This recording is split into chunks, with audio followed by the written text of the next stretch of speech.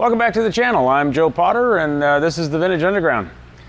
Got the Jag XJ coupe back in our shop.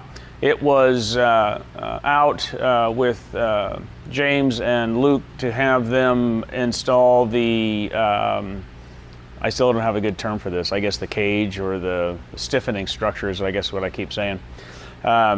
And that's done. Got a couple of welds to do because I got to get the engine out of the way to get back behind, but it's 99% done. So it's back in to me. So it's not an abnormal thing. We do quite a bit in this shop, mechanical, body paint, upholstery, whatever. But there are things, building these cars is pretty complex and pretty broad, and you do ultimately have things that you have to send out to other folks. So in any particular shop, it's a range of what you can do in-house versus what you have to purchase outside. In this case, it's just a matter of out-and-out skill. James and Luke do this a lot, this kind of structure and this kind of build, and or incorporating this into an existing tub. He's got a lot of experience doing that. So, it's just a matter of getting the right guy for something that we don't have in-house. So I'll show you what's going on here. Okay, it really doesn't look all that much different than it did in the last couple of videos we did. But you can kind of see, sorry about the paper hanging on the steering wheel, just the protection we had on there. So the structure's in, and you can see it goes forward along the rocker, up around behind the seats, and then back to tie into the rear suspension area. There's nothing above. There's no hoop. The goal, like I've said before, was to make this thing strong as a street car and make it feel completely different than how they normally feel. So putting a lot more horsepower, a lot more brake, a lot more suspension in it. That's the goal. My original intent was to not have this here. It's about seat height. It's not too bad. I mean, if you sit in the car and swing your legs over, it's not too bad. I had hoped not to do that, but we ultimately could not get the strength that I wanted without doing that. Everything else will kind of fade in the background to a certain degree. Certainly the area behind the dash and this area back here, a lot of this will be upholstered. That we've got to deal with. I like the way it looks. It looks absolutely incredible. It's very strong, but it's very specific to what I wanted, which is strengthening the chassis. So a compromise on that. I think from the last time we kind of looked at this core structure was in, and now the tie bars are in. We're tied back to the rear suspension, and you can see it's tied into the mount points of the suspension. In the front, we got a complete structure right up from the A-pillar across, and then the forward bars leave from here to go pick up the front suspension, which is here. And this is where this comes through the other side. We've tied this down to the inner structure here, caught this pickup point here all the way down to the front of the chassis. And you kind of see and that's on both sides. Now, there's a piece missing here yet to do, and that is once we get the engine out of the way, we're going to tie across the top to try to tie these two towers together. Back to the dash area. As this kind of evolved and how this structure was going to look in here, it became clear we made this became a point of real strength across the car, and actually essentially this is the point of scuttle shake of where the car will move laterally. So this became a lot more structure. So now I can remove all this and all this up here. And that means I can go a lot deeper in with my AC or my air conditioning and heating unit back up inside that, because I can remove all this structure in here now because we have structure. And then we'll tie this to just the back structural section of the dash area. And that'll allow me to remove all of that. So, some gains when things change. That's a good one. That'll be really handy for me to be able to open up that area there and really push my air system back up in there to get it way behind the dash, which is what I wanted. Back here,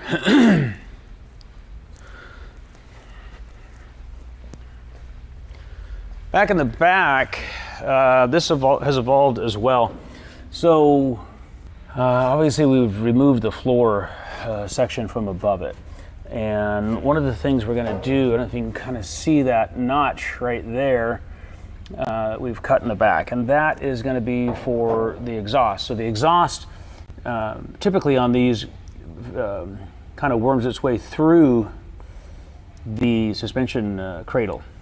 We're going to go up and over it, and that's what that notch is right there through the other side. So up and over. So the floor here will be raised. The other reason too is how we're going to do the rear suspension. So we're doing airbags on this thing. So this floor area is going to be raised for the exhaust to go over, and also how we're going to change the rear suspension. So normally these have 2 coilovers down to the main suspension outrigger, out to the bottom of the hub.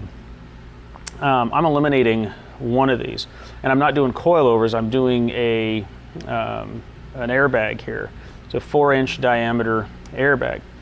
Problem is that it puts you here on either side, and so these also have a forward trailing arm that goes forward on the chassis. Looking from above, the trailing arm comes in, the suspension arm is here, and the coilovers would be here. We're recreating or making a new tubular trailing arm that we will triangulate here and mount the airbag here. It'll come back up to this cage, the rear suspension cage here. So that means in this section that we're going to come up higher here at the top of the cage, mostly to accommodate the length of the airbag coilover. Essentially, it's essentially a coilover without a coil on it. To accommodate, that'll be higher. So the floor is going to be higher there, both for the upper suspension pickup point and also for the exhaust going up and over the top. Back over here on the steering section, kind of going back to what I said on the advantages of this, and that is now I can get away from all this original mount, which is not the best. They had this little tie bar here and whatever. Now we can tie our modified steering column directly to this bar structure. Makes it really strong. Next for me is to get the engine out and do some finish welding on some of this structure in the front. Just can't get to it with the engine in the way. Also, we've got to put that tie bar across the back, which we couldn't do with the engine in there. After that, I'm going to start assembling some things, and not so much assembling is the right word, but placing things, and because we've got to start now looking at this from an assembly point of view of where this stuff ultimately goes, where it lands, the brackets, the structures, everything, to start accommodating all of the components at the metal stage here where we're creating things.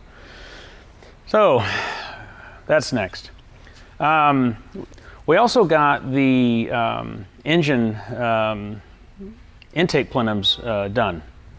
So these V12 engines, if you've seen the plenums that normally come with these, they're reasonably small, and they're a known bottleneck for airing the engine. So we made our own. Now you can see this is the original Jag feeder, which this tube size is not an issue. The plenum size was. So we made our own plenums, bigger, with the throttle bodies on them where we wanted them, and a flow characteristic that'll feed a whole lot better. And ultimately, too, the air conditioner is going to get mounted down here, as I no longer need the power steering pump. And so that'll open up this valley, and we're gonna make a cover, kind of like on the 6-liter Jags, but not out of plastic. That'll cover this whole area and make it look pretty sanitary. So we've got these throttle bodies here now, and one of the original plans was to try and bring the intakes through the 2 headlight buckets in the bonnet. So bonnet's on the floor here. So these are actually the inboard lights, and then on the fender you've got the outboard. So I wanted to get the air inlet here and not to have those be headlights. Problem with that is there's structure in the way. So one, there was the core structure here for the radiator, and the radiator itself, which comes all the way out here. So what we're doing, so from here, we've notched out in here our inlet tube size. So it'll come around like this, notched into here, and it comes out and it mates right into that hole. So exactly what I wanted. And then to accommodate that, we've got to we are making a custom radiator that will fit that. So it gets a little bit involved to make this happen. The other little tricky bit is that the bonnets on these clamshell open, like this, and that makes it almost impossible to have like a hose here, because it would just be a 90-degree bend. It wouldn't work. So we're going to have an aluminum clam structure that comes down on the top of it from the bonnet, meets the bottom, and they'll close in the middle. So that part, this is something I wanted. It was kind of key in the build to get that air inlet in those 2 inner light housings, which we're getting it. But like a lot of things, when you get into them, they turns out to be really complex to do it. But it's fun. You get to create some stuff that doesn't exist, and it's comes out pretty cool. So that was actually, I'm really excited about. I think that's going to be awesome to do that. You have these visions of how you want the car to look, and what do you want it to do, and what do you want it to be when you get started. And as you weave your way through it, you get some of what you want, and you don't get some of what you want. I'm going to get this one. It's going to be complex and a bit of a pain in the butt, but we're going to get it. So pretty excited about that one. I think that's about it. I'll do another video here on the next steps. We start placing some components here and get to the next step. So should start going pretty quick, I think. Do appreciate you watching. If you would, please like and subscribe, and we'll see you on the next one.